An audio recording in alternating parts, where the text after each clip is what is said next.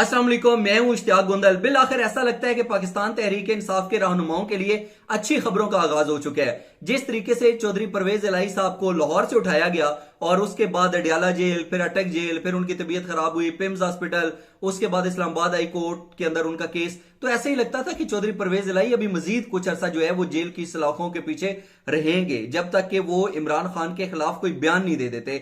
लेकिन फिर हमने देखा कि आज इस्लामाबाद हाई कोर्ट से जो 3 एमपीओ के तहत चौधरी परवेज इलाही को गिरफ्तार किया गया था, इस्लामाबाद हाई कोर्ट ने उस गिरफ्तारी को मुअत्तल करार दे दिया। उसको मुअत्तल करते हुए उन्होंने चौधरी परवेज इलाही साहब को रिहा करने के अहकामात जारी कर दिए।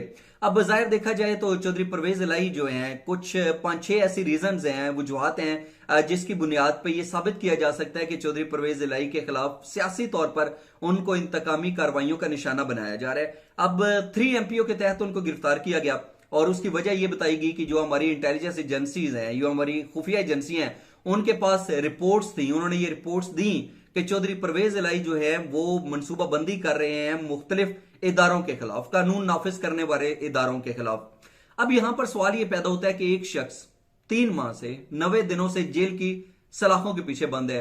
120 दिनों से उस शख्स ने किसी किस्म का किसी के खिलाफ कोई बयान नहीं दिया, तो वो शख्स जो है नुक्से अमन, यानी कि अमन के लिए खतरा कैसे बन सकता है, ये सवाल समझ से बालातर है।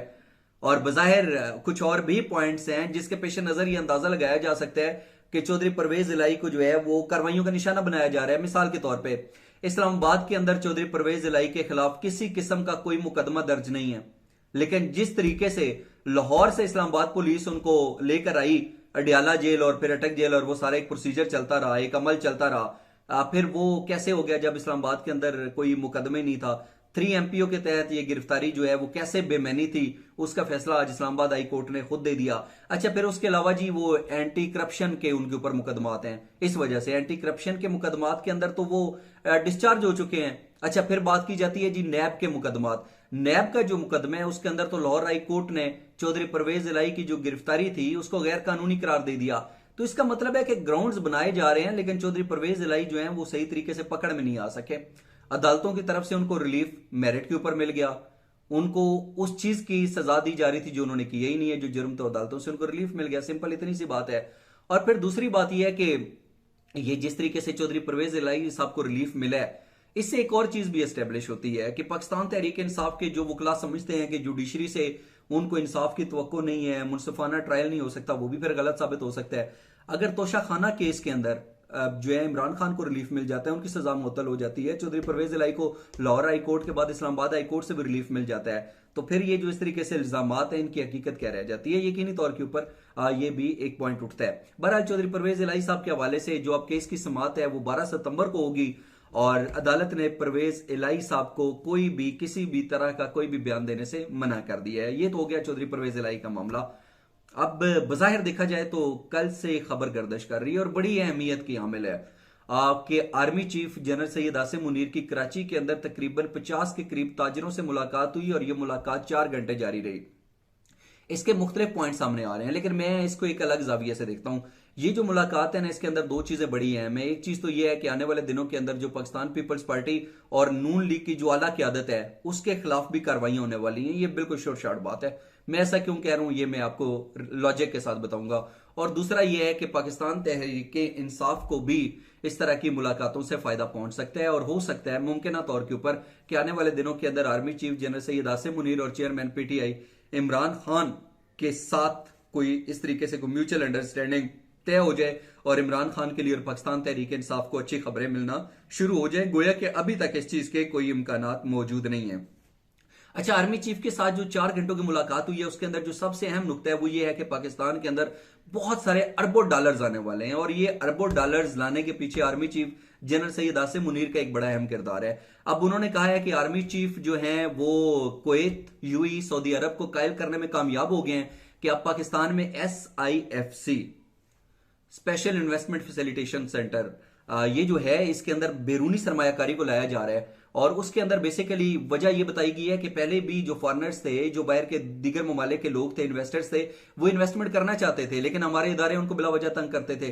हमारी हुकूमत जो है उनको बिलावजह तंग करती थी, पैसे मांगे जाते थे, तंग किया जाता था, रासा किया जाता था, ब्लैकमेल किया जाता था। लेकिन अब army chief general Syed Asim Munir ने यकीन दहानी करवाई है कि आप खुले दिल के साथ पाकिस्तान के अंदर सरमायाकारी करें।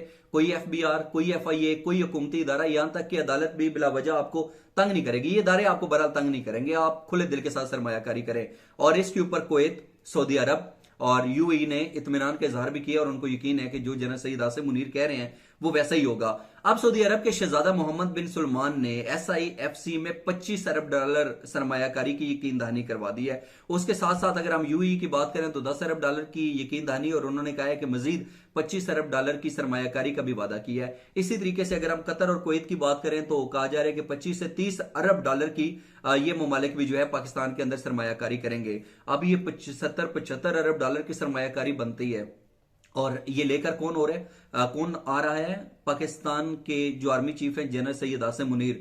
और ये एक हकीकत है कि दुनिया के जो हमारे दोस्त ममालिक हैं वो हमारी सिविल क़यादत के ऊपर इतना इत्मीनान नहीं करते जितने वो मिलिट्री एस्टेब्लिशमेंट के ऊपर करते हैं। सिविल हुकूमत पाकिस्तान के अंदर आती जाती रहती है, वो ये समझते हैं, उनका ये ख्याल है कि अगर हम फौज के साथ किसी किस्म का कोई एग्रीमेंट कर लेते हैं, कोई मुआहदा कर लेते हैं, तो फौज उसको जो है वो निभाएगी, कमिटमेंट भी होगी, और जहां पे डंडे के जोर पे आजमाना पड़ा ये फिर भी काम कर जाएंगे, डिलीवर कर जाएंगे, मिस कमिटमेंट नहीं करेंगे कम से कम।